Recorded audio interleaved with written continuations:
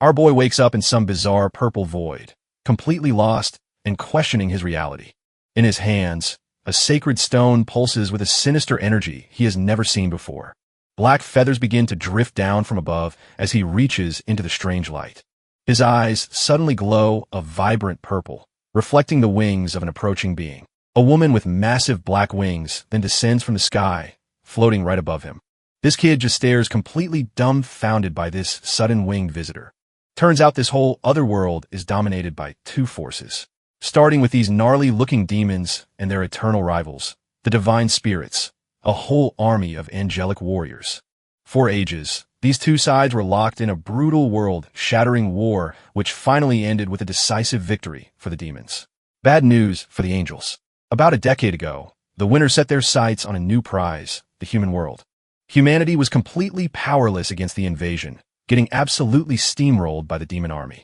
But just when all hope seemed lost, something new emerged from the gates to help. The surviving divine spirits appeared, offering power to humans with the will to fight back, granting them the strength of spirits through these glowing blue crystals. Empowered by this new gift, humanity finally had a fighting chance against the demon hordes, becoming known as hunters, the last line of defense for the entire world, which brings us to the present day, about 10 kilometers outside of Tokyo. A team of 3 hunters stands before a swirling purple gate, ready for their next mission. It is an E-rank dungeon, which Hino, Kamiya, and Mato seem totally chill about.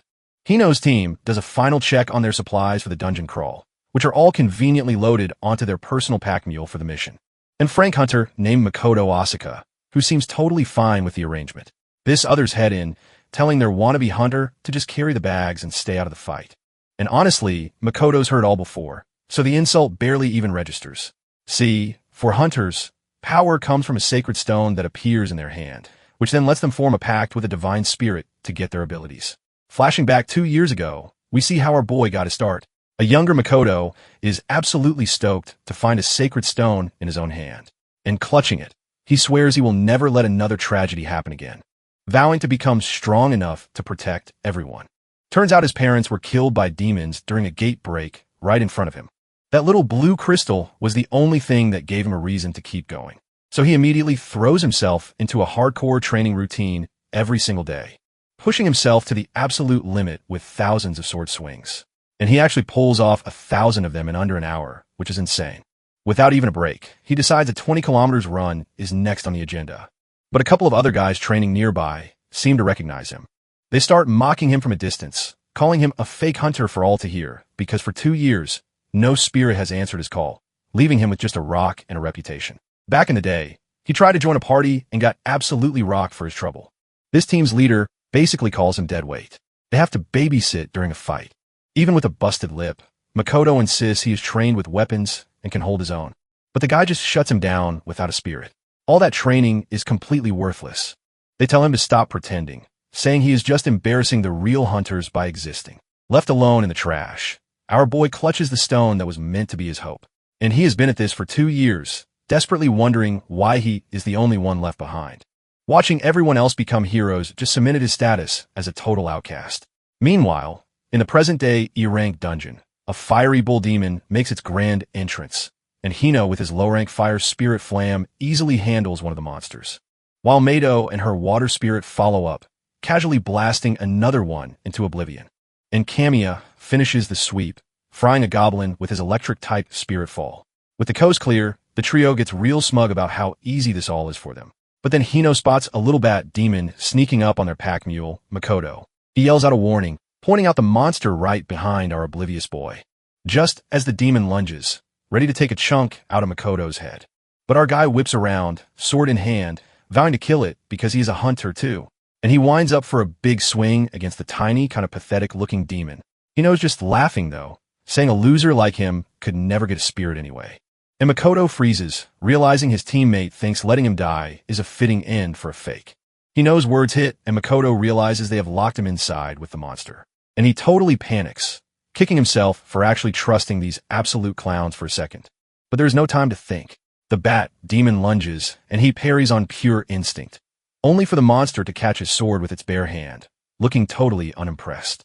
Yep, just as he feared, physical attacks are completely useless without his spirit's power. This demon easily shoves his blade aside, and Makoto knows this is looking real bad. When suddenly, a blast of fire torches the monster courtesy of Hino's spirit. And just like that, his would-be murderer strolls up asking if he is okay. Makoto, completely shaken, just manages to thank him for the last-minute save. But Hino just walks on by, brushing off the apology like it is nothing, and then pats him on the back, saying his moves were not half bad for a fake. Our boy is justifiably confused by this sudden personality transplant.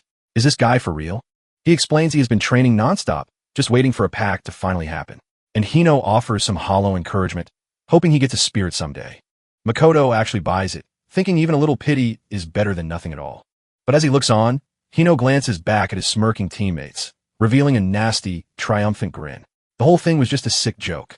They finally reach the boss room, the deepest part of the year run. Hino stops the group, turning to Makoto, to tell him a little story, explaining how different demons have unique characteristics and even specific routines. Makoto, ever the student, asks if he means exploiting the demon's predictable patterns, and he knows like exactly right before he shoves Makoto straight into the boss room. This massive gate slams shut, leaving our boy to pound on it in a total panic. He instantly realizes he fell for their little act, cursing himself for being so naive. And the sheer terror of the betrayal sinks in as he is trapped all alone in the dark. A sudden noise from behind makes him whip around his heart, pounding out of his chest. Coming face to face with the ranked dungeon boss, a giant bull demon called Behemoth. Our boy is completely frozen, staring up at the monster whose shadow just swallows him whole. And without any warning, the Behemoth brings a massive fist crashing down to flatten him. Meanwhile, his teammates are just chilling outside, casually declaring him dead for sure. But the attack misses, carving a huge crater where Makoto was just standing a second ago. He is left gasping for air, knowing his chances of winning against this thing are basically zero. But then he notices the beast has not fully awakened yet, giving him a tiny sliver of hope. Spotting a small opening in the cave wall, he sees a potential path to survival. So with no other choice, Makoto makes a dead sprint for the light at the end of the tunnel.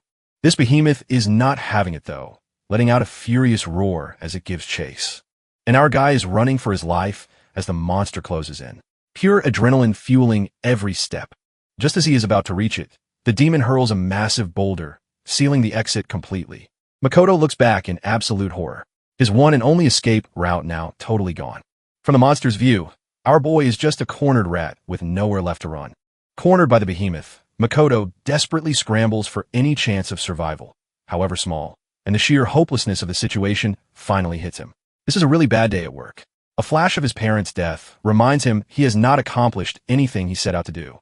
So, fueled by pure rage, he screams that he absolutely refuses to die in a place like this. His sacred stone suddenly cracks under the pressure, erupting with a strange purple energy, and the whole thing just explodes in his hand, unleashing a wild wave of dark power. This dark energy swirls around him in the shape of black feathers, much to his confusion, before a massive shock wave blasts outward, sending the behemoth stumbling back for a second. Suddenly, the whole cave vanishes, leaving Makoto kneeling in some bizarre purple void. And he looks down to see his sacred stone pulsing with a sinister energy he has never seen before. Black feathers begin to drift down from above as he reaches into the strange light. His eyes suddenly glow a vibrant purple, reflecting the wings of an approaching being. A woman with massive black wings then descends from the sky, floating right above him. Our boy just stares completely dumbfounded by this sudden winged visitor. Talk about a dramatic entrance. She gracefully extends a hand, addressing him simply as human, which is technically correct, and then gets right to the point, offering to form a pact with him. Meanwhile, back in reality, the behemoth is about to crush a dark sphere protecting Makoto's body as her voice echoes again, urging him to form a pact while a single feather drifts by. Makoto's brain is still buffering this whole situation while she just tells him to hurry up, warning that this little pocket dimension is about to collapse, so it is now or never. This winged woman floats before him, laying out the final choice, form a pact with her. Or do not her piercing golden eyes practically daring him to refuse the offer? It finally dawned on Makoto that this is his divine spirit, making the answer pretty damn obvious. So he reaches out, ready to accept and finally get the power to fight alongside someone. Their hands clasp in a brilliant flash of purple light, sealing the deal for good. And with a calm smile, she confirms the pact is now officially complete. A stream of dark, shadowy energy then flows from her directly into his arm, embedding the sacred stone right into the back of his hand, pulsing with a sinister glow. Makoto is just absorbing the sensation, finally understanding what real power feels like. And back in the cave, he stands ready to face the behemoth. No longer afraid, our boy gets into a fighting stance, sword held tight, looking like a completely different person. Just as the massive demon comes barreling toward him, ready to finish the job, he can feel the incredible pressure from its charge, which seems even stronger now. And the monster's face is pure rage, clearly not happy its meal is still standing. But Makoto holds his ground, knowing he is not the same weakling he was a moment ago. This beast throws a massive punch, but our guy dodges with unbelievable speed, zipping across the cave floor, so fast he cracks the stone where he lands. He is stunned that a light kick sent him flying. So this is the power of a divine spirit. And a newfound confidence surges through him as he grips the hilt of his sword, letting out a wild grin as he announces it is finally his turn to strike back. With his eyes glowing a fierce purple, Makoto's resolve is absolutely set, because he knows a spirit's power is the only real way to fight these demons. But as the behemoth roars, he realizes he forgot to ask one tiny crucial detail: what her powers actually are. He charges forward anyway, hoping for the best because standing still is a death sentence. And while sprinting for his life, he yells at his new partner, demanding to know her abilities, only to be completely floored to hear a voice answer inside his head. Yep, that is how telepathy works, buddy. A tiny chibi version of his spirit pops up, casually telling him she forgot to mention it, then has the absolute nerve to blame him for not asking while he is busy not getting eaten. There is no time to argue, though, as the behemoth's massive claws come swiping down, missing him by inches and absolutely pulverizing the ground where he just stood. After the dust settles, he sees a smaller shadow-like version of the monster standing before him. He finally connects the dots, asking if the shadow manipulation is her big power. His spirit confirms it as dark energy continues to pour from the stone in his hand, explaining that when they are together, his arm is basically her arm, a very clingy partnership agreement. This ability is called Rebellion Shadow, and it is now swirling around his fingers with a dark glow, letting him freely manipulate shadows if he can just focus to figure out. So mid-boss fight, our boy takes a moment for some intense meditation, as one does, closing his eyes to concentrate on this brand new, completely unexplained power set. As he clenches his fist, the swirling dark energy begins to take a solid form, manifesting into a badass-looking shadow sword, much to his own surprise. His spirit explains the new power is Shadow Weapon, which is a fancy way of saying he can make pointy things out of darkness. And a confident smirk spreads across Makoto's face. He is feeling the upgrade, gripping his new blade and declaring this is more than enough to turn the tables. Now, facing the behemoth, he is finally ready to fight back instead of just running for his life, even taunting the monster that he will not be leaving any openings this time around. This behemoth, clearly not a fan of trash talk, whips its massive tail at him with incredible speed. But the attack just shatters the ground because Makoto is already gone. With his new spirit-fueled agility, he easily sidesteps the blow, looking totally unfazed. And in a flash of purple, he zips past and lops off the monster's entire tail. This beast stumbles forward, now significantly shorter in the back department, while his shadow blade just hums, having done its job with brutal efficiency. For the first time, the behemoth looks genuinely stunned, maybe even a little scared. But Makoto is not giving it a break, announcing his next attack is coming right up. He launches himself into the air, bringing the shadow sword down for a decisive strike, only for the monster to throw up a massive arm, learning from its last mistake. This blade clashes against its tough hide, and the sheer force of the block sends him flying backward, forcing Makoto to realize the beast has already gauged his attack range and adapted. Taking the opening, the behemoth lunges forward, swiping with its razor-sharp claws, which tear deep gouges into the stone floor right where he was standing. And our boy is back on the defensive, creating distance as the enraged monster charges after him. Makoto channels the dark energy, forming a massive, Wicked L-looking shadow scythe from his arm, then launches himself into a crazy aerial spin, bringing the blade down in a devastating arc. And it slices clean through the behemoth's entire upper body. No resistance whatsoever. This monster just lets out a final gurgling scream, completely stunned by the sudden turn of events before its massive body comes crashing down to the cave floor. Finally defeated, standing over the corpse, Makoto smirks, confirming his hunch that the shadows can be shaped into anything. But a pillar of light suddenly blasts down from the dungeon ceiling, aimed right at the body, which erupts in a blinding flash as it is seemingly purified or something. Our boy is just floating there, watching the light show from a safe distance, probably confused, when a sudden flashback hits him, remembering being called a useless waste of a sacred stone, with voices mocking him for being a fake hunter who would never get a spirit. But clenching his fist, he knows none of that was pointless after all, because he has been sharpening his fangs this whole time, just waiting for a chance. And with a furious roar, he declares this is the moment he has been preparing for. This behemoth's corpse suddenly starts twitching, its eye glowing red as dark spikes erupt from it, and the bisected monster pulls itself back together with pure shadow energy. Talk about a sore loser.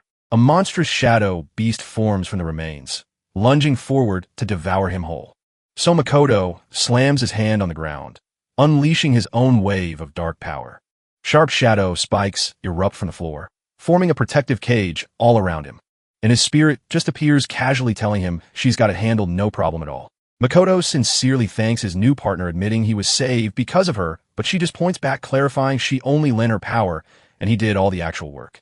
Overwhelmed with gratitude, he thanks her again for even making a pact with him in the first place, and her expression suddenly darkens, looking at him with some serious intensity, though Makoto is too busy geeking out over the power of shadows, feeling like a real hunter now. He then asks if she is a high-ranking spirit, since they just bodied an E-rank boss together. And from behind her wing, she hits him with a simple no, adding that she is not a divine spirit, because she is actually a demon, which is a pretty significant detail to leave out of the contract. Makoto's brain just completely short-circuits at this little bombshell, as a quick history lesson reminds us that demons are the bad guys who wrecked the world and killed spirits.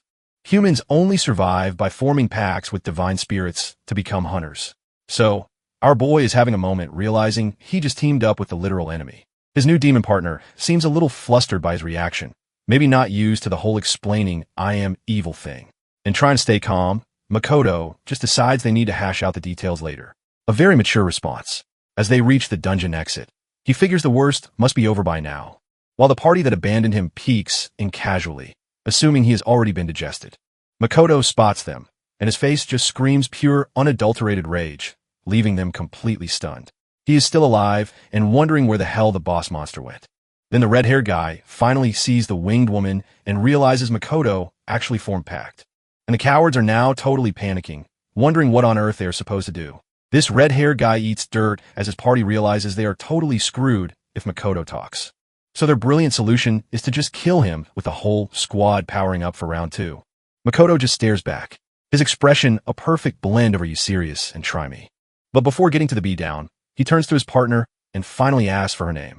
And she's a little taken aback, probably not expecting polite introductions mid-standoff. After a moment, she introduces herself. Her name is Rinoa, calling out her name as he asks to borrow her power again, shadows erupting around him.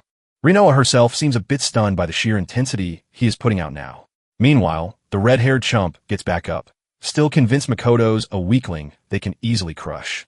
His own little fire spirit is practically begging him not to fight, clearly terrified of what it sees, even calling its master an idiot for not noticing the absolutely monstrous aura coming off Rinoa.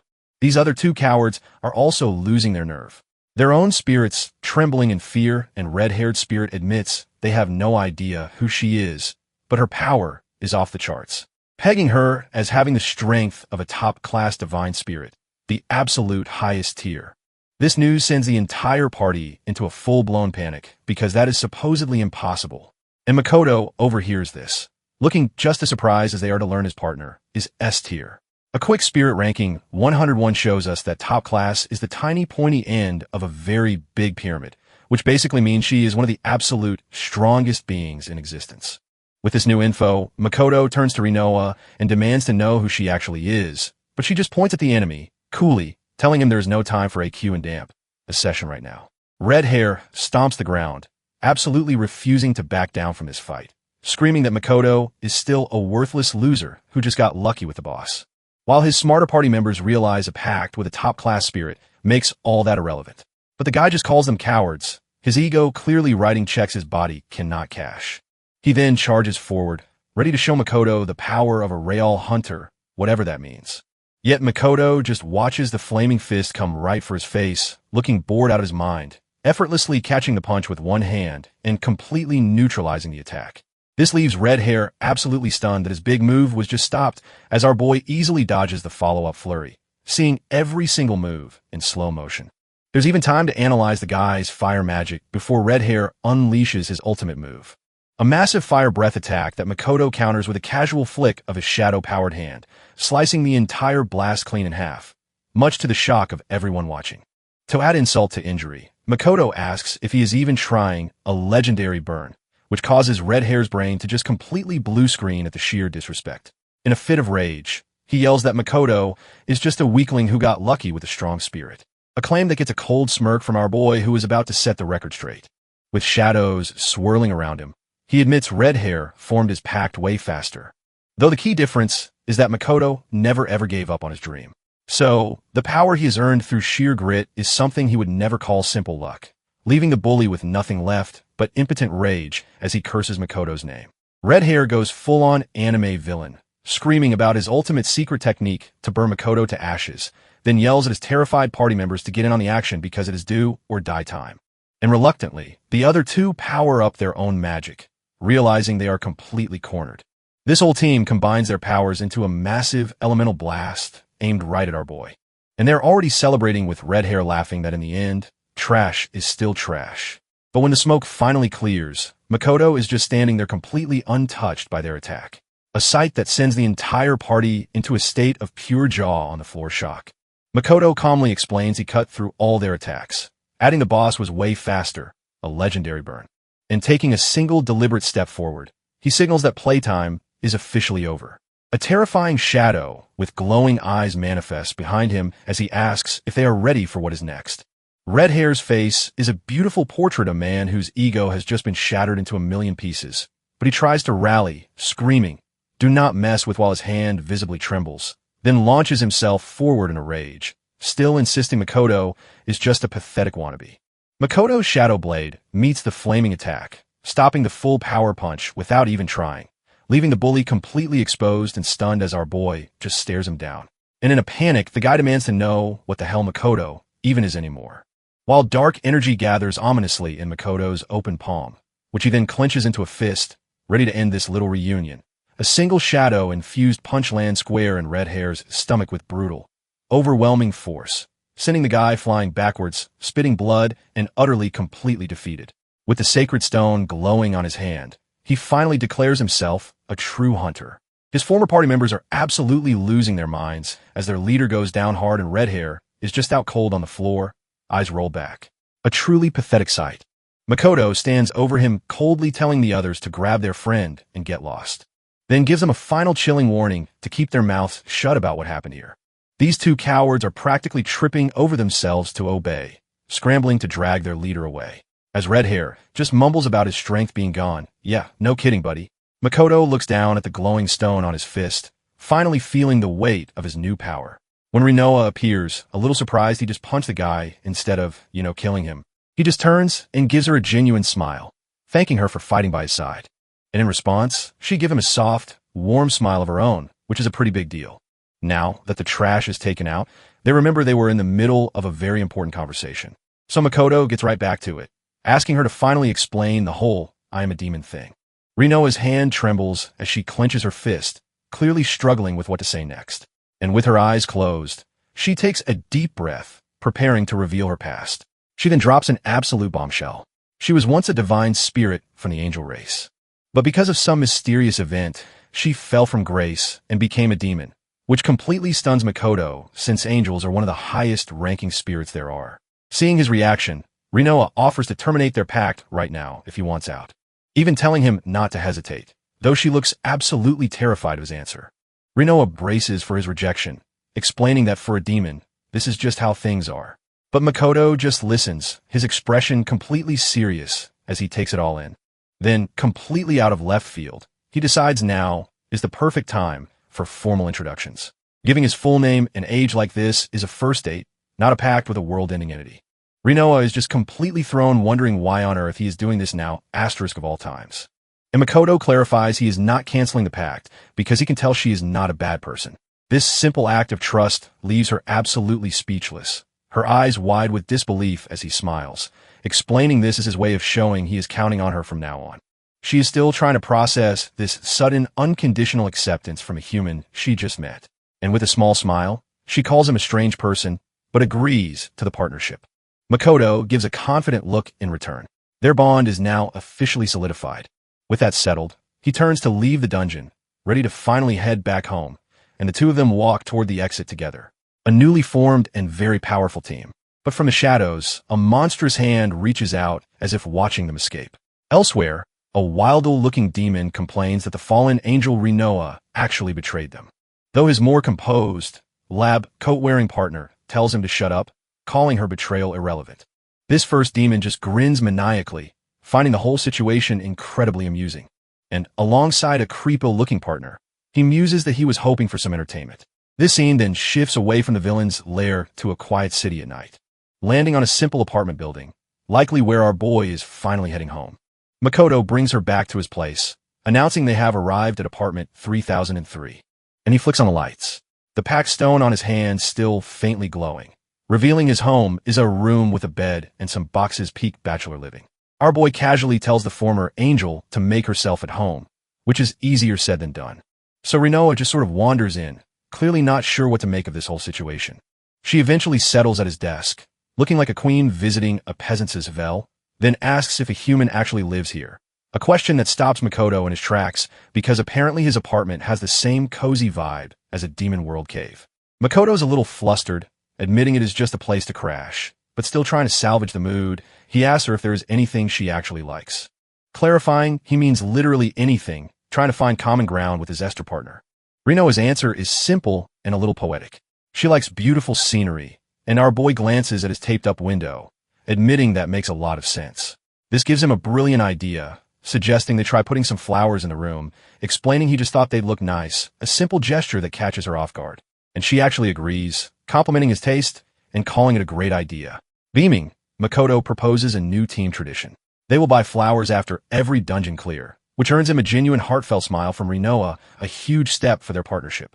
With the day's chaos finally catching up to him, Makoto yawns, ready to call it a night, but Rinoa points to his single bed and asks if that is where he sleeps, leaving things awkward. Makoto just agrees, casually saying he will get changed for the night, while Rinoa has already claimed his bed, noting it is a bit cramped for two people, which completely short-circuits our boy's brain when she asks if they are sharing. Apparently, that is normal in heaven. He starts panicking, suddenly realizing he has no idea if spirits can even sleep outside their stones, and she admits she probably cannot. So he politely suggests she just head back inside for now.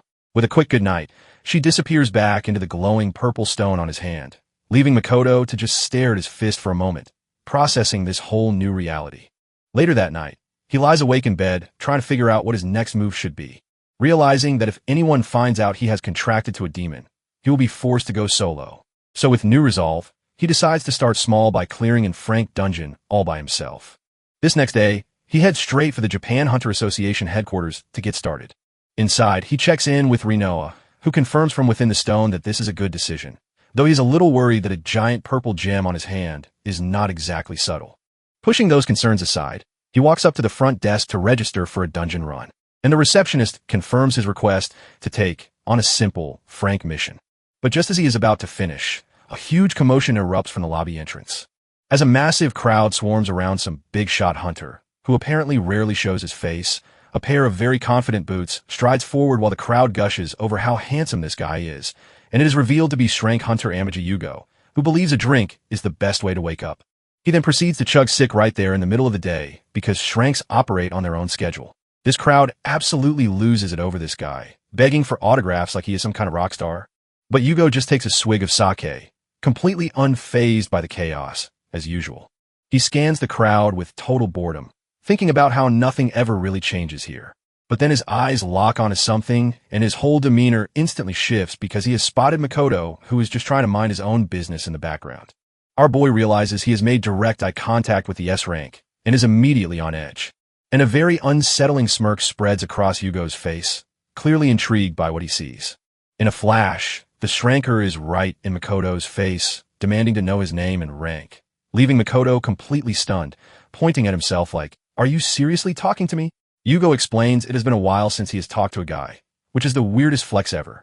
So, our boy just answers honestly, introducing himself as a lowly Frank Hunter, and the S-ranker just nods along, acting like he totally gets it. But his expression is unreadable.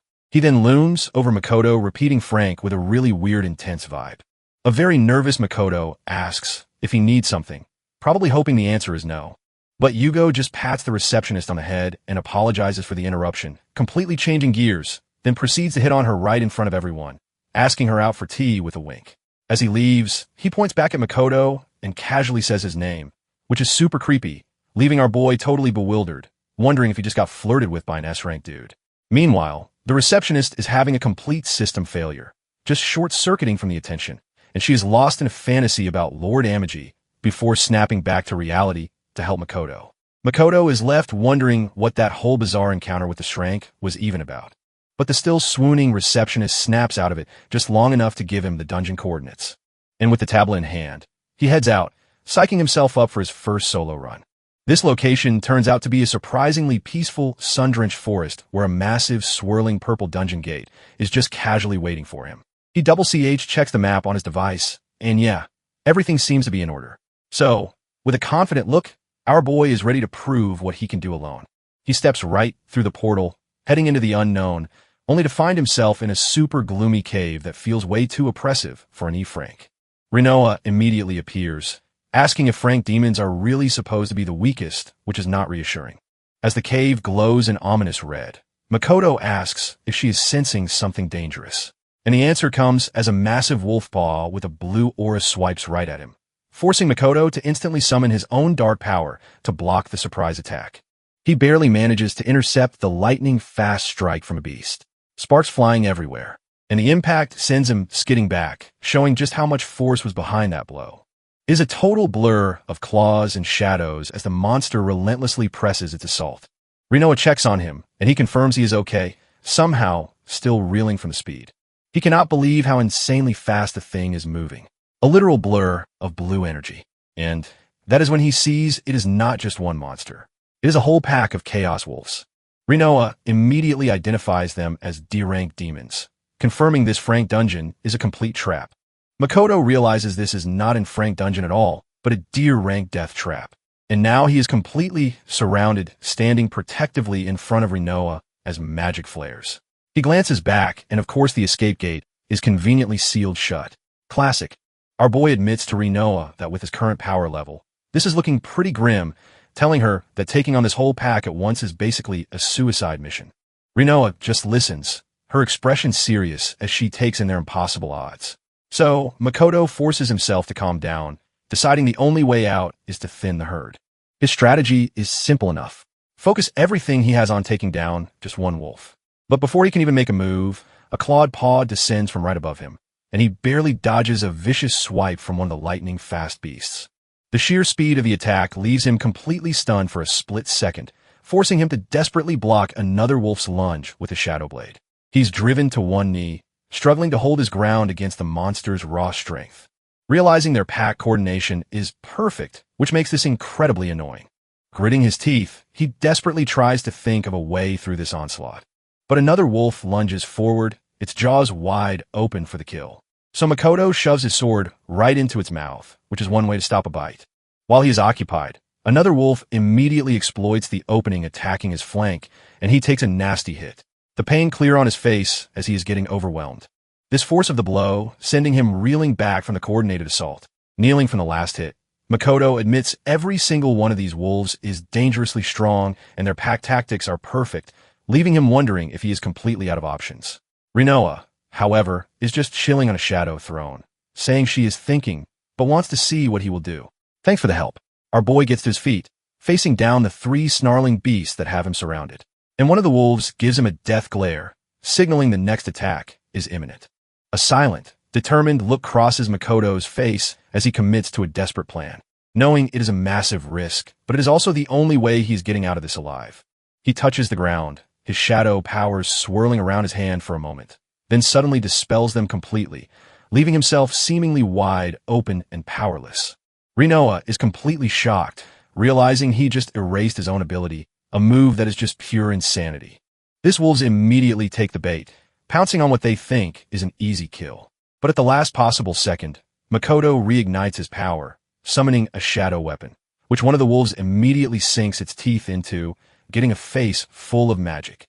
Using the opening, He spins through the attack, slicing down two of the monsters in one clean arc, and he is left panting, just barely managing to reactivate his ability in the nick of time. Even Rinoa is impressed, realizing he faked weakness to create an opening and wipe them out. She then asks why this is even happening, noting this place is way too tough for a dungeon's first level. And Makoto agrees he has no idea, but he is pretty sure this is a D-rank dungeon. He admits that at his current strength, a dank is a massive problem for him. But since the gate is sealed, he concludes their only way forward is to find and kill the boss. Just when he thinks he is clear, a sound from deeper in the cave stops him cold. And of course, it is a whole new pack of wolves because this dungeon hates him personally. Rinoa, however, tells him not to worry, saying something is different now, which is super vague, giving him some quick instructions to just raise a hand and imagine shadow chains. Our boy looks a little skeptical, but gives it a shot, raising his hand just like she said. And a torrent of purple chains suddenly explodes from his palm with some serious force, which immediately find their target, wrapping around a charging wolf's muzzle and legs. He has just learned Shadow Bind, a new ability for restraining his enemies, which is very handy.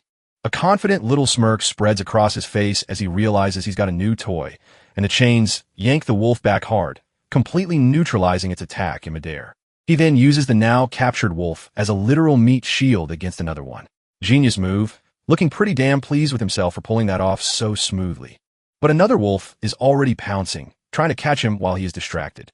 So this time he is ready, unleashing another shadow bind without even hesitating. That second wolf gets slammed to the ground, completely immobilized by the magic chains. And he is totally geeking out, telling Rinoa how awesome and easy this new power is. She agrees he is a natural, but warns him it is a huge mana drain, so he'd better be careful. And with his new trick mastered, he confidently strides deeper into the ominous cave. After clearing the rest, he stands there feeling invincible, claiming he is not even tired. As Rinoa explains that hunters simply get stronger with every demon they defeat, Makoto takes a moment to admire his shadow sword, realizing he is actually getting stronger now. And feeling that power up, he confidently strides deeper into the cave, ready for what is next. Meanwhile, Rinoa notes his rapid growth is only possible because his physical foundation was already solid, and she is also impressed by his mental strength, realizing he has got the brains to back up the bra. A sly smile crosses her face as she admits she is genuinely excited to see what he does next. Before he knows it, he is standing in front of a massive ornate door, the boss room. Of course, this kid just stands there for a beat, the gravity of facing a D-rank boss finally hitting him. And noticing his hesitation, Rinoa's voice cuts through the silence, calling out his name. She materializes beside him, looking genuinely concerned by a sudden pause at the door, but Makoto just states that clearing dungeons is a hunter's duty, as if that explains everything. He then adds that only a hunter can even open the door to the boss room, so it is all on him. Our boy admits he is honestly scared of a D-rank boss, but also totally thrilled by the challenge. And with a determined look, he declares this is his chance to finally prove he is a real hunter. Rinoa, however, immediately cuts him off, reminding him this is just the beginning way to kill the mood. Taking her point, he clenches his fist, agreeing that this is just the first step on a long road. Then makes a grand vow to become a hunter who can save the world and to make it back alive. With his big hero speech out of the way, he finally grabs the handle to the boss room, and the heavy doors seke open, revealing nothing but an oppressive, swirling darkness inside. Undeterred, Makoto steps right into the misty, ominous chamber, ready for a fight. But a single bead of sweat betrays all that confidence. Our boy is absolutely terrified, and the boss is a massive D-rank Hell Scorpion because this day just keeps getting better. Our boy immediately notes that its outer shell looks ridiculously tough to crack, and he is already trying to analyze its composition while visibly shaking in his boots. Rinoa's voice then chimes in, helpfully pointing out he is terrified. Thanks for the support. Trying to play it cool, Makoto clenches his fist and insists he is totally fine, calling it battle jitters with the least convincing, sweat-drenched smile in history. This scorpion does not wait for him to get comfortable, slamming its stinger straight down, which smashes into the ground with enough force to shatter the entire cavern floor, leaving a deep crater right where he was standing just a moment ago. He knows that taking a direct hit from that sharp lightning-fast strike is an instant game over. And before he can even breathe, the stinger whips back for another go, forcing him to throw up a shadow shield just to survive the next onslaught. He slides back, desperately deflecting the blow with his sword and magic. But his blade just scrapes uselessly off the monster's hide, sending sparks everywhere. Landing on his feet, He confirms the armor is just as impossible as he feared. So, the scorpion winds up for a massive horizontal swipe with its pincer. And Makoto decides his only option is to dodge, while searching for a weak spot, reasoning that even the toughest armor has to have weaker joints somewhere. Meanwhile, Rinoa just watches from her throne, looking vaguely interested in his survival. And it looks like he has found his target, the monster's vulnerable leg joints. Makoto goes all in, aiming his shadow blade right for the scorpion's vulnerable leg joint. And he brings the sword down with every ounce of power he has, hoping to crack the shell, which does absolutely nothing, not even leaving a single scratch on the damn thing. This scorpion immediately retaliates with a tail whip, swatting him away like an annoying fly. So Makoto stumbles back, desperately asking Rinoa if she has any brilliant ideas. And she helpfully points out that he is just too weak to damage it. Great pep talk. Our boy just smirks, realizing this is just another surpass your limits anime moment, which is good because the scorpion is already winding up another instant kill tail strike. So Makoto whips out his brand new move, unleashing a shadow bind with a yell. His magic chains immediately shoot out and wrap around the monster's deadly stinger, and he pulls with all his might, trying to divert the massive attack away from himself. This stinger crashes down just inches away, making him realize he almost became a pancake. But in the chaos, his eyes lock onto one of the monster's other leg joints. Noticing a tiny, almost invisible crack in the otherwise perfect armor and opening, he gets a sudden flash of insight, slashing his useless, but maybe blunt force is not. Just as the scorpion comes at him with a massive pincer swipe, not giving him a break, forcing Makoto to dodge frantically while trying to get close to that weak spot. And he is barely holding on, realizing the boss is only getting more aggressive. His mind races, knowing he needs to change his weapon shape if he wants to win this. When Rinoa's voice cuts in, reminding him of the first time he ever created a shadow weapon. A sudden spark of understanding hits Makoto's eyes, remembering Rinoa's words about how he first created his sword. With a confident smirk, he finally understands the key to this fight. Just as the scorpion lunges with its pincer, forcing him to leap into the air from her throne, Rinoa points out he is now a sitting duck with nowhere to dodge. And right on cue, the monster's stinger shoots up to impale him mid-flight. Makoto just smirks, saying he totally saw that coming as he unleashes his chains, which immediately latch onto the scorpion's pincer, giving him an anchor point. Gripping the magic link, he uses it to slingshot himself back towards the ground, rocketing downward with insane speed, aiming straight for the boss. In midair, his shadow sword begins to morph into a completely new shape, becoming a gigantic, brutal-looking shadow hammer, perfect for smashing things. This new weapon comes crashing down with a final yell, shattering the scorpion's leg joint. His face is pure focused intensity as the devastating blow connects, and as the monster staggers, he admits he was too fixated on using a sword. Standing over the beast, he realizes his shadow weapon can be more than just a blade. Giving a silent thank you to Rinoa for her not-so-subtle hint.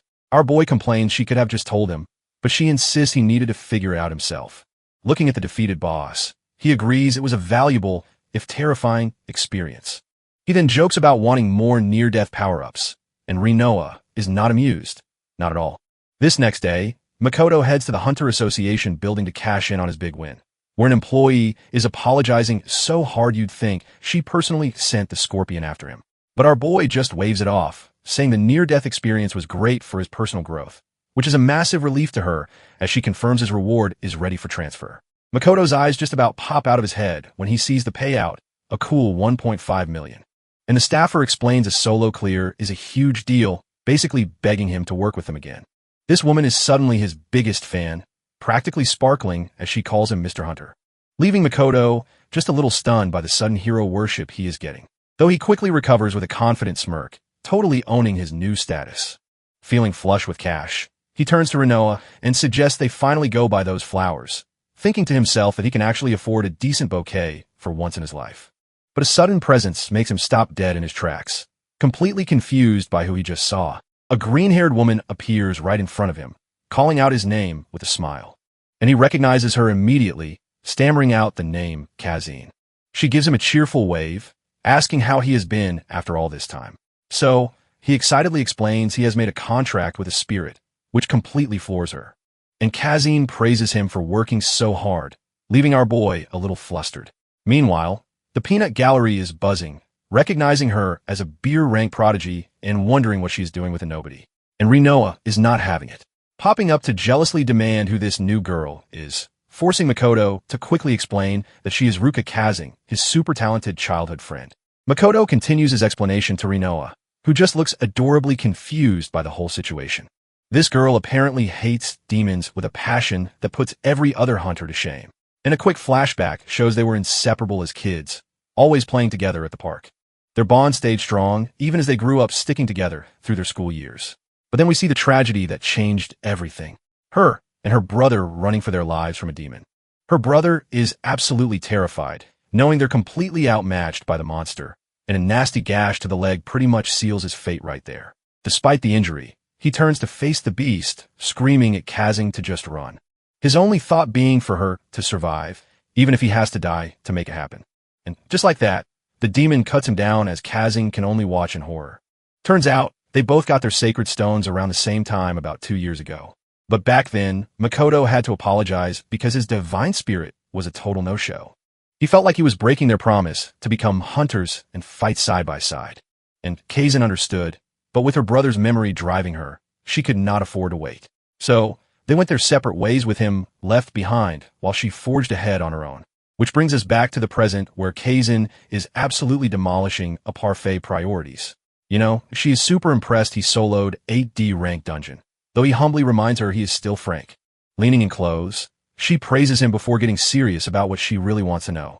Kazin asks him point blank what kind of divine spirit he actually managed to contract with. And our boy is caught completely off guard trying to figure out how to answer that without revealing his partner is a demon queen.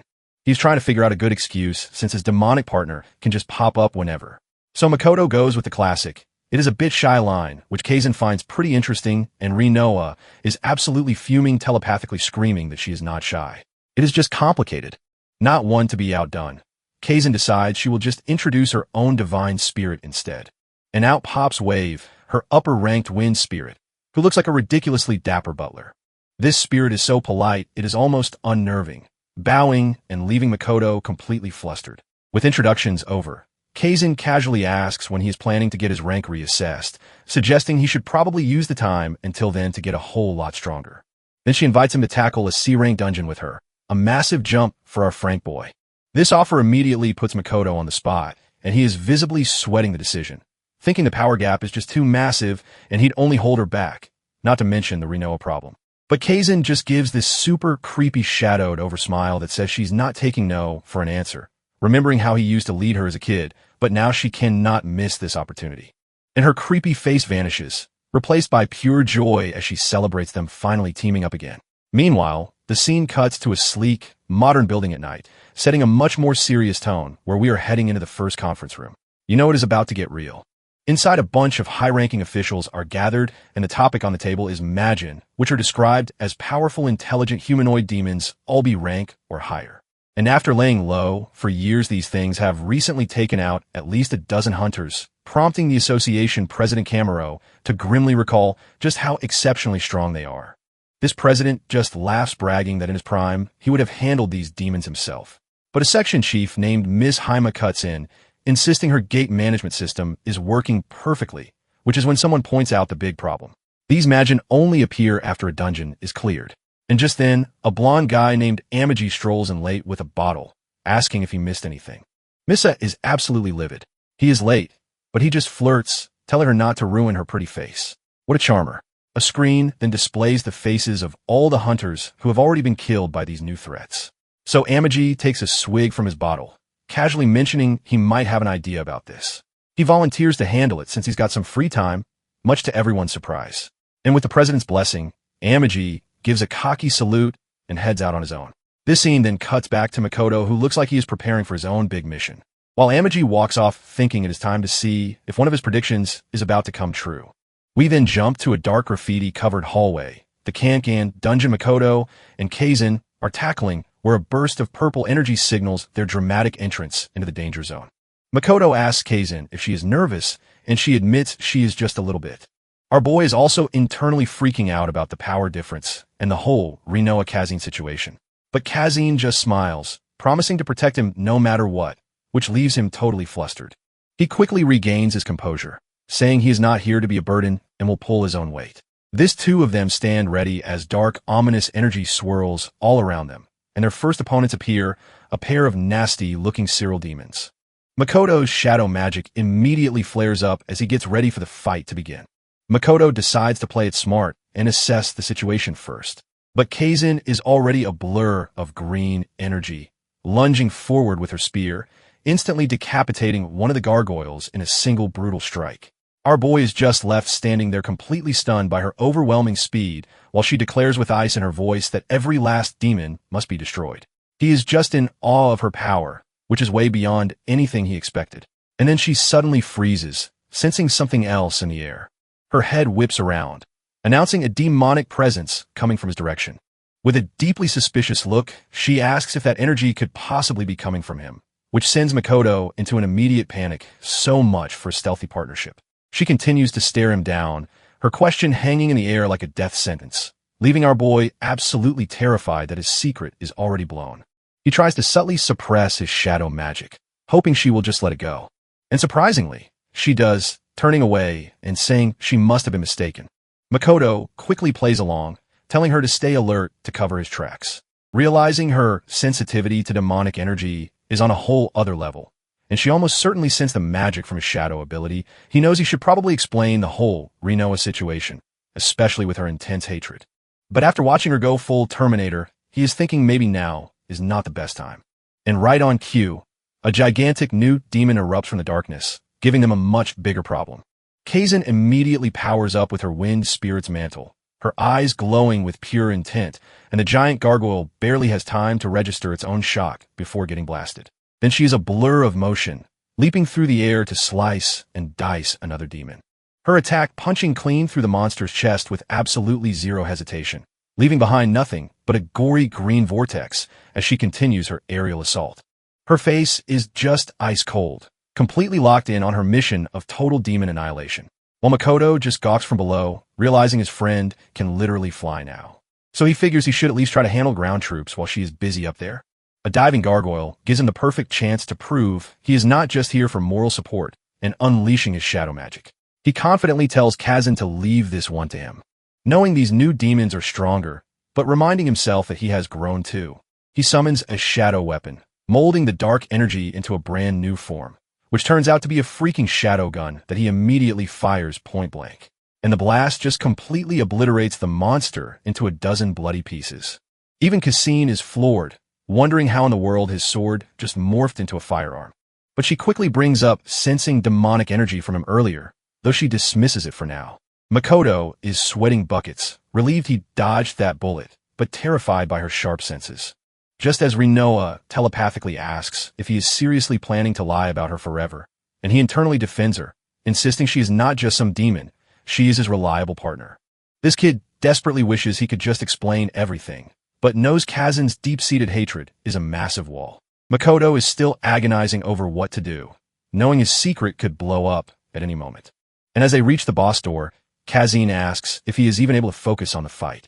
He stammers out a yeah, but his internal monologue is just a full-blown panic attack. She just assumes he is nervous about the C-rank boss, which is only, half the problem. But with a supportive smile, Kazin tells him he is not alone and to just go all out. Our boy decides to table that whole conversation for after they win priorities right. They share a quick fist bump, finally ready to fight side by side like they always planned. And with a massive boom, the doors swing open to reveal their final challenge. A hulking Sirang Cyclops demon whose sheer presence is completely overwhelming. Kazin immediately activates her wind spirit's mantle, her eyes glowing with pure hatred. Zipping forward in a flash, she closes in as the Cyclops raises its massive club to strike. But Makoto is already one step ahead, wrapping his arm in crackling shadow chains, unleashing a shadow bind that shoots out to lock down the monster's attack. And this perfectly timed assist gives Kazin the opening to stab the beast right in the back. This Cyclops roars in fury, its single eye glowing with rage at their flawless teamwork. So Kazin follows up with a devastating wind-powered slash that carves right through it. They both shout each other's names, signaling the start of a coordinated pincer move, with Makoto planting his feet for a ground assault while she launches into the air, and the two of them converge on the monster from opposite directions in a blur of motion, letting Makoto land a perfect shadow-infused punch right as she strikes with her spear. With their combo landed, The two of them immediately reposition for the next phase. Makoto and Kazan swap places in a blur, completely disorienting the Cyclops. She gives a smug grin, knowing they're perfectly in sync without even speaking. This monster just roars in absolute fury as she zips right past its defenses. And Makoto takes the chance to wrap the beast up in even more shadow chains. With the Cyclops completely immobilized, he yells for Kazan to deliver the final blow. She gives a quick thanks, her hands already glowing with overwhelming power. Then she and her spirit wave unleash a massive wind shower attack from above, which rains down a devastating barrage of light that just annihilates the boss.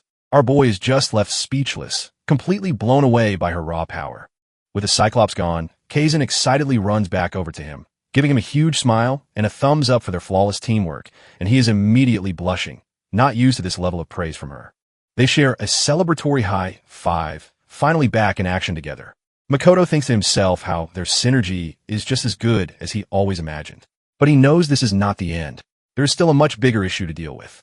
Even Wave pops in to compliment their perfect coordination, much to Kazan's delight. She beams, declaring that with a partnership this strong, they are basically unstoppable. This puts Makoto on the spot, and you can see him gulping down his panic because he finally decides it is time to come clean about the whole Rinoa situation. Makoto starts taking off his glove, finally ready to tell her everything about Rinoa. And the tension between them is absolutely electric as the big reveal hangs in the air. But of course, a massive shockwave interrupts them just as he is about to speak. A huge pillar of sinister red energy erupts from the ground right in front of them, and a single footsteps out of the chaos, heralding a brand new problem. Both of them are just stunned, wondering what the hell is emerging from the darkness. As a pale, clawed hand reaches out from within the demonic aura. A horned pretty boy demon with a six-pack strolls out, looking way too happy to be here. With a creepy grin, he announces that he has finally found who he was looking for. This new guy just radiates pure menace, his glowing eyes locked right on them. Makoto is instantly terrified, recognizing this demon's aura is legs beyond anything he has faced, and he is completely thrown off by the fact that it is a humanoid demon. Kazan immediately steps in front of him, calling the creature out as imagined. This demon, introducing himself as Grom, seems delighted she knows his species. What a fanboy. It dawned on Makoto that the rumors about these post-magic were terrifyingly true. So Kazan, ever the hero, tells him to run while she buys time, convinced they cannot win. Our boy refuses to leave her behind, but she has already made up her mind, seeing no other option. Powering up her wind spirit's mantle, she prepares to sacrifice herself for his escape. She then launches herself at Grom in a blur of green energy, going all out, and he just laughs in her face, mocking her for moving in slow motion. Kazan's face is pure shock, realizing her all-out attack is being tracked perfectly, and from the sidelines, Makoto can only gawk at the insane speed of their clash.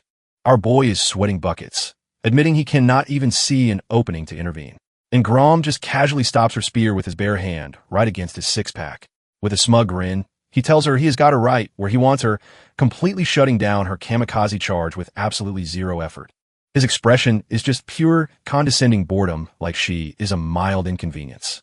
And with a flick of his wrist, he sends her flying backwards like a rag doll. Mid-flight, she desperately tells Wave to unleash their secret technique.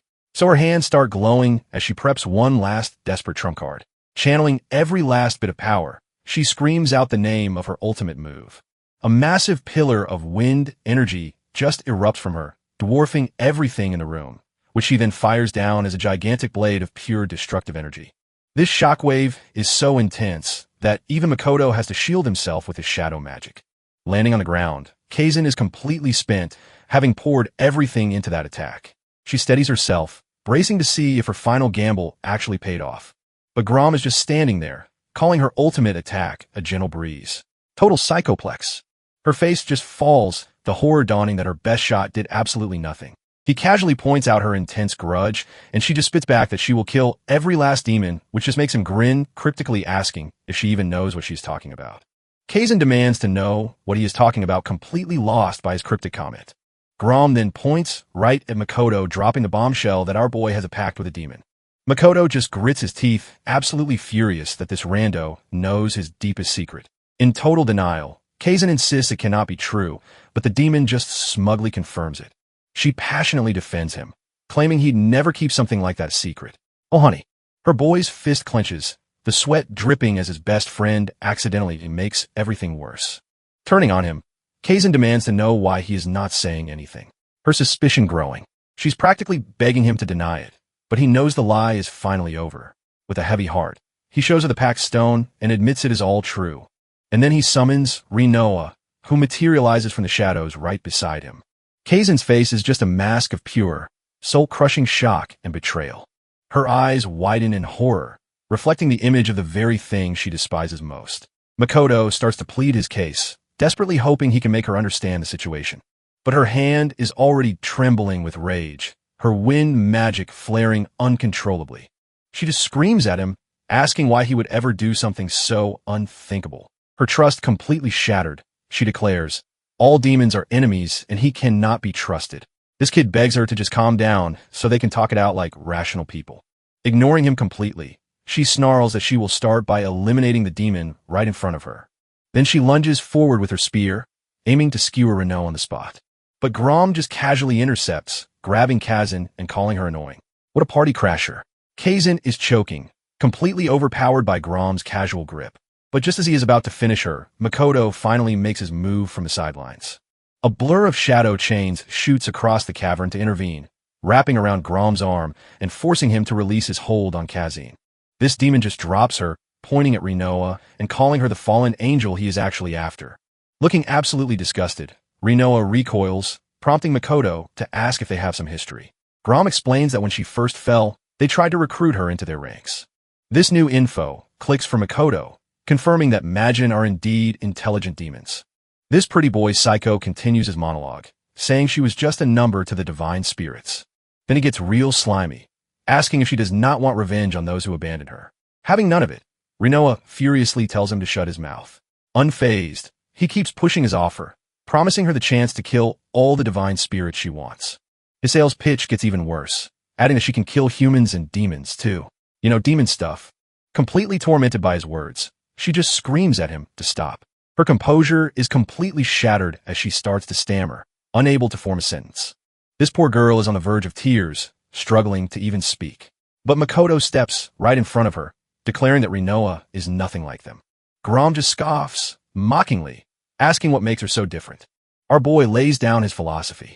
A demon is something that hurts others without reason. And since Rinoa is kind and his partner, she is not a demon at all. Rinoa looks on, her expression filled with worry as she says Makoto's name. Grom, meanwhile, calls our boy a pathetic weakling, disgusted by all this sentimental friendship stuff. With a completely unhinged grin, he powers up, demanding they entertain him before he crushes them all. So Makoto and Rinoa stand back to back, waft in shadow, ready for the fight of their lives. This demon just cracks his knuckles, towering over them like they're nothing more than insects. Rinoa quickly whispers their only strategy: exploit his overconfidence to create an opening to escape. This guy just keeps smirking, clearly getting a kick out of the absolute terror he is causing. Then he lunges, firing a massive blast of pure, demonic energy right at them. Makoto barely gets a shadow sword up in time, completely stunned by the insane speed. In a flash, Grom is right behind him, whispering some classic nothing personal kid taunts.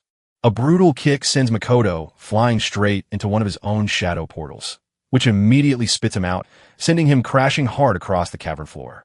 He is left coughing in the dirt, completely at the demon's mercy. But our boy is not done yet, desperately summoning his shadow bind from the ground.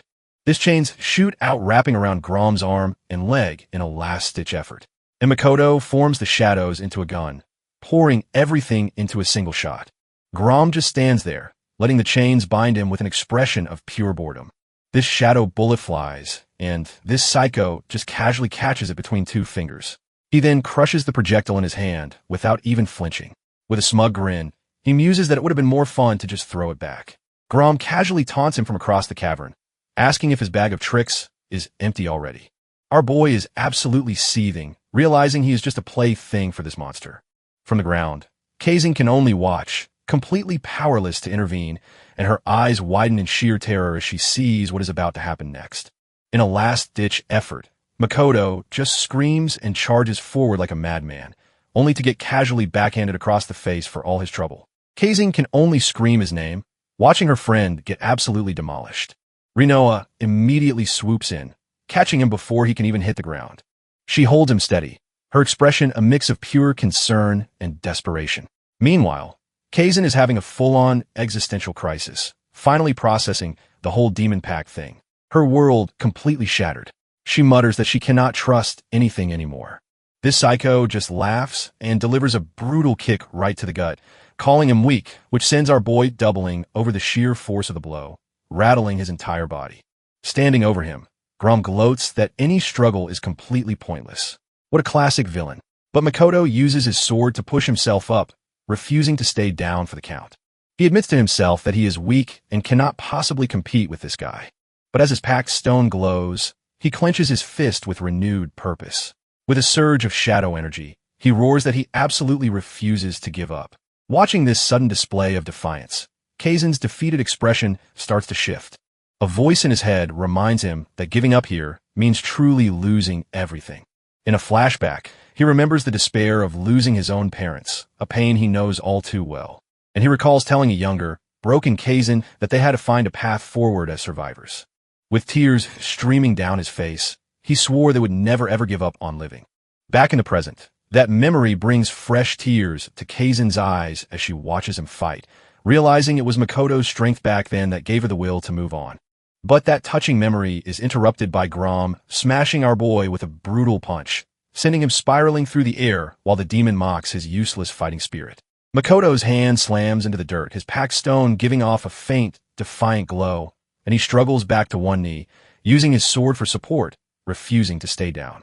As she watches, Kazan remembers that he has always been the most strong-willed person she knows, finally realizing that even with a demon pact, he is still the same Makoto she has always trusted. So she finds her voice again, screaming across the cavern for him not to dare give up. Her voice cuts right through the chaos, and our boy looks back completely stunned. With total faith restored, she tearfully begs him to do his best, believing he can win. This whole power of friendship display just disgusts Grom, who screams at him to stop looking away, and their blades clash once more in a violent shower of demonic and shadow energy. In that moment, something clicks for Makoto, a sudden sharp realization hitting him hard. His biggest failure was not being weak, but the fact that he hurt Kazan with a secret. And yet, even after he shattered her trust, she's still here pushing him forward, giving him strength because she chose to believe in him one more time. Fueled by Kazan's faith, Makoto roars that he cannot die, swinging his shadow blade with new purpose, and their weapons collide in a shower of sparks. Our boy screaming that he will not fall here. Grom is genuinely shocked, realizing Makoto's speed has suddenly kicked up a notch. A blur of shadow energy tears through the air as Makoto continues his battle cry. His eyes are burning with pure, unyielding determination. The fear completely gone, declaring that they're all going to live and make it out of this cave together. This attack lands, leaving a bloody slash mark not just on the ground, but on his target. Makoto digs his heels in, having finally landed a clean hit on the demon. With Renoir and Kasim behind him, he stands his ground, having drawn first blood. A fresh cut bleeds down Grom's cheek, and the psycho just looks intrigued. Watching from the floor, Kazan can only stare in absolute awe at his incredible power. This creep just licks the blood off his face, cackling that this is finally getting amusing great. Deciding playtime is officially over. Grom announces it is time to end the fun. He starts charging a swirling orb of pure destruction, calling it a parting gift for the afterlife. Makoto and Rinoa are floored, feeling the sheer violent magical pressure radiating from the attack. But then Grom turns to Rinoa, offering the fallen angel one last chance to join his side. He even dangles a deal, promising to let her friends go if she just says yes. This demon twists the knife, asking if she really wants to watch her partner die. In response, Makoto just gives a confident little smirk, completely unfazed by the threat, and Rinoa mirrors his expression with a subtle smile of her own. They're on the same page. Rinoa shuts him down cold, declaring that neither she nor Makoto will ever bow to a demon. Grom's response is simple and to the point, then die as he charges up his final attack. He unleashes a massive beam of pure destruction, a move literally called Doom of the Underworld. With no other choice, Rinoa shields Makoto with her wings, bracing for the absolute worst. But out of nowhere, a golden blast intercepts the attack, saving them at the last second. Everyone, including Grom, is completely stunned by this sudden, flashy intervention. This new golden power just completely eats Grom's world-ending beam for breakfast, swallowing the demonic energy whole without even breaking a sweat.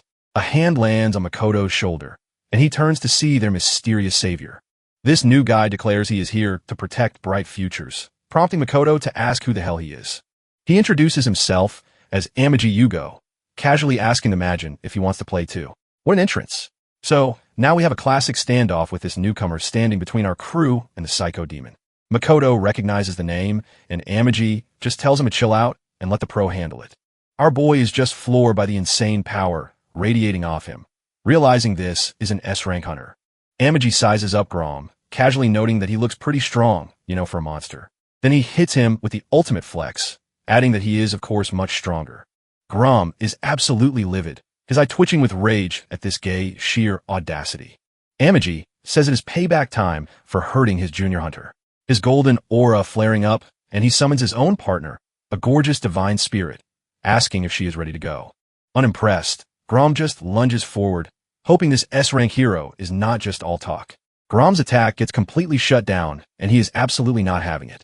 So, he rushes Amaji with a demonic blade, screaming about how this is not over, only for the S-rank hunter to catch his punch with one hand like it is nothing. Amaji then asks him to please not touch his face. It is a key business asset, you see. With a casual flick of the wrist, he sends the demon flying across the cavern. Grom recovers midair, opening a portal while cursing him out, and he dives right in, trying to set up some kind of surprise attack, but Amaji just casually tosses a golden blade into the portal after him, which immediately spits Grom out right above his head, totally disoriented. Looking up with a smug grin, Amaji says, "Welcome back, the absolute disrespect." Before Grom can even react, Amaji grabs him and slams him straight into the ground. This impact is so huge, it shakes the entire cave, a brutal display of power. Standing over him, Amaji mocks him for being confused when things do not go his way. These two of them are now separated on the cavern floor. The power gap obvious. Meanwhile, Makoto is stunned, but Rinoa explains that divine spirits are the key to hurting demons. She adds that the sheer amount of power Amaji is using is on a whole other level. This just makes Grom even angrier, charging up a massive ball of demonic energy. He unleashes his ultimate move, a wave of pure absolute darkness. Unfazed, Amaji smirks, preparing his own attack with his spirit partner, the Skypiercer. And their ultimate techniques collide in a blinding flash of light and shadow. Grom is caught in the blast, his demonic claws reaching out from the explosion, but Amaji just casually snaps his fingers, a golden arc of power sealing the deal.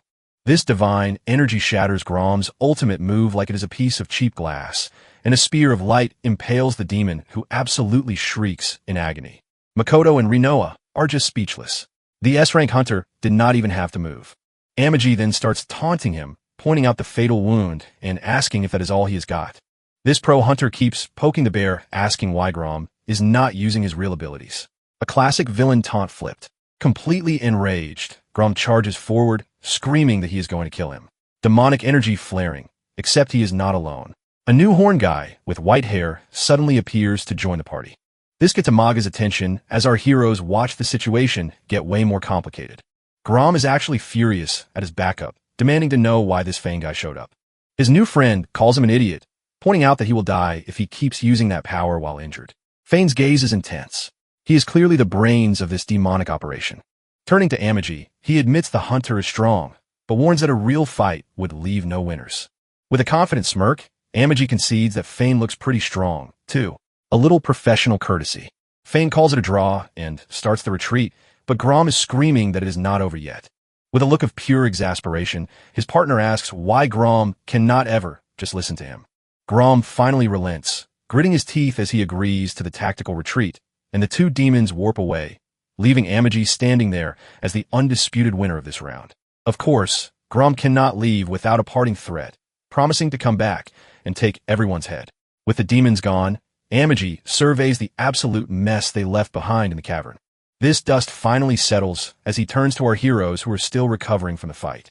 Makoto and Kaizen are just completely stunned, trying to process what the hell just happened. Amaji casually asks if the bad guys just bayed, while Makoto finally finds his voice to thank him. Our boy gives a full formal bow, thanking the S-rank hunter for saving all their asses. This pro-hunter just brushes it off, suggesting they have a little chat on the way out. So, the whole crew starts the long walk back to the surface, finally safe for the moment. Then, Amaji drops a bombshell, asking if Makoto suspected him of having a demon pact from day one. He explains he knew a demon was tailing our boy, so he put two and two together. This guy's sharp. Changing the subject completely, he asks if Makoto and Kazin have patched things up yet awkward. Kazin gets all flustered, admitting she realized he is still the same old Makoto deep down, but she is not letting him off the hook that easily as Amaji chugs his drink like it is a sports game. She clarifies that trusting him is a whole different story, and Makoto just coldly accepts it. His attention then snaps to Rinoa, correctly identifying her as a former spirit with demonic traits. He cryptically welcomes her and Makoto's humanity to the team, which sounds vaguely threatening. Makoto just looks up, a new fire in his eyes, ready for whatever this guy is throwing at him. This girl's watch on as the two powerhouses have a silent, intense stare down. A tiny, almost unreadable smile crosses Amaga's face. He has definitely got an agenda, and Makoto accepts the challenge, his own power flaring up as he agrees to the terms. With a grin, Amaji says he is looking forward to fighting alongside him one day. A partnership is born. Meanwhile, Amaji is on the phone with his boss, casually reporting the demon situation is handled. His boss, some high-ranking chairman, praises him for making the right call out in the field. But Amaji pivots, asking if the chairman remembers a former rank hunter named him. This chairman recalls him as a notorious criminal who murdered other hunters after getting fired. Turns out this psycho was in custody, but just straight up vanished the other day, which is not great. Amaji basically calls his boss out for the screw-up, saying he is too busy to bail him out personally. Instead, he offers to send over data on two promising hunters to help clean up the mess. His boss just agrees to check the files later and hangs up the phone. With the call over, the chairman finally turns to the person who has been waiting in his office. A serious-looking kid with blue hair is sitting there ready for his debriefing. And get this, he is Yugi, the former disciple of that same criminal they were just discussing. He's got a personal stake in this, vowing to stop his old master's rampage himself. This kicks off a flashback to his training days with Himuro overlooking the city at sunset. Back then, a younger Yuzuki was all about being the perfect by the book hunter. His master, however, just calls him a boring stick in the mud for being so stiff. He gets right in the kid's face, telling him he needs to actually enjoy the job for once. But Yugi is having none of it, insisting that duty comes first, not personal enjoyment. Just tells him to drop the formal speech, trying to get him to relax for a second. His master's philosophy is simple. Killing demons makes you a hero, but all the rules are a drag, and he leaves him with some cryptic advice. Follow your ideals, but never become a corporate stug for the association. In the flashback, Yugi tells his master he will never be like him, which gets him called cheeky for his trouble. Cutting back to the present, we get a peaceful scene at a lakeside park where Makoto and Kazin are out for a morning jog together. She asks if he went to a flower shop, and he confirms it was for Rinoa, who likes that kind of stuff. Meanwhile, Rinoa watches from a bench, wondering how many laps these two lunatics are planning to run. Kazin keeps probing, asking what else Rinoa is into besides flowers, but Makoto just dodges, telling her she'd have to ask Rina herself. He glances at the gem on his hand, giving a cold and unhelpful answer to her question. This ticks Kazin off, who reminds him they're supposed to be on the same team. Now from her bench, Rinoa mentally calls her out for being the one who did not trust him in the first place. And just as Rinoa wishes they get along, Kazin just tells Makoto to shut up. Teamwork is thriving. His face falls as some nearby people start talking about something they saw on the news. Apparently, a hunter who is also a criminal just escaped from prison, which is everyone on edge. Makoto brings this up, and Kazin recognizes the name Himuro Usui as a skilled former rank hunter. She wonders why someone so powerful would commit such awful crimes. As we see a glimpse of his bloody work right on cue, Makoto's phone starts buzzing in his pocket. He pulls it out to see an email from the association, and Kazin got one too. It is an emergency summon calling both of them in for a mission immediately. Turns out, it is a personal recommendation from Amaji, so they decide to head over right away. Their destination is the Hunter Association headquarters, walking straight into their next big problem. At Association HQ, they are greeted by a suit from the Abnormal Measures Division, which sounds super reassuring. He explains that on Amaga's recommendation, they're being assigned to hunt the fugitive Himuros. While the regular cops are on it, the association needs its own hunters to handle the situation. Their best lid suggests the target is hiding in the nearest gate from his escape point. So, their official mission is to investigate a cank gate, and he asks if they have any questions. Makoto immediately points out they're going up against a former or ranker, which seems a little unbalanced, but the suit says not to worry, they have requested backup from another rank hunter, and right on cue their house support makes a dramatic entrance into the room. Kazin is completely stunned, recognizing the newcomer and shouting his name Yugi. It is Yugi Aji, the blue-haired kid from the chairman's office who greets Kazin like an old friend. With the team now assembled, the suit bows out, leaving them with the mission files on the table. 3 tablets sit there, one for each of them containing all the grim details. Kazin awkwardly notes it has been a while since they cleared a gate together, and Yuzuki just agrees. Meanwhile, Makoto is internally geeking out, realizing he is about to work with the genius of their generation. Our boy tries to be friendly, formally introducing himself and offering a handshake for team spirit, but Yugi introduces himself by dropping a bombshell. He is the former disciple of the guy they are hunting. He then immediately cuts off any chance of friendship, getting straight to the point. This guy flat out tells them he has absolutely no intention of teaming up with them. Kazin is completely floored, asking why he will not cooperate, but he is already turning his back on them. He glances back just to say they'd be a hindrance, and he does not need their help. What a great start. Yuki flatly states this is his personal responsibility, so he is hunting his old master alone, but Kazin immediately jumps up, trying to stop him from just walking out on the mission. Makoto steps in too, arguing that it is obviously better if all 3 of them work together. Without even turning around, Yugi just repeats that they'd only be a hindrance to him. So, our boy tries a different tactic, offering to handle the gate's demons, so Yugi can search. He points out that this is just way more efficient than the whole lone wolf act. And that logic actually seems to get through as Yugi pauses for a moment. Makoto presses his advantage, pulling the "it is our duty as hunters" card with Kazin backing him up with a sigh. Yugi finally relents, telling them to do whatever they want, a real team player. He then adds that he'll be doing his own thing anyway, completely undermining the whole point. Kazin just tells Makoto they should follow him for now and figure out the details later. This scene then cuts to a creepy rundown building at night, which is never a good sign. A do not enter sign lies broken on the ground, basically a welcome mat for bad decisions. Inside, a trio of local idiots are exploring with flashlights, planning to make it their new turf. These guys are just amazed at how big the place is, totally unaware they are in a horror movie opening. One of them shines his light into a dark classroom, wondering what is inside, and the beam reveals a massive, spiky crystal formation that definitely was not in the school brochure. They quickly realize it is a gate, but it is completely frozen over for some reason. Their brilliant plan to claim the building instantly dies as they panic and decide to call the association. But as one of them turns to leave, he sees someone else is in the room with them, and he looks terrified. This last of the trespassers gets flash frozen solid by a sudden blast of ice. His flashlight clatters to the floor as the life drains out of him. Standing over the icy remains is the fugitive himself, Himuro UCI. A close-up reveals the poor guy's terrified face cracking within the crystal. And with a casual wave, Himuro shatters the frozen bodies into a million pieces. He then complains about the mess, saying he needs to hide better next time, priorities, you know. Kneeling before the gate, he justifies his actions, muttering that he is not wrong. This is Himuro UCI, and his first order of business is getting revenge on the Hunter Association.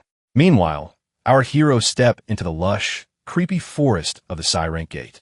Yugi immediately reminds them he is on a solo mission despite them literally walking together. But Makoto stops him, saying there is something important he needs to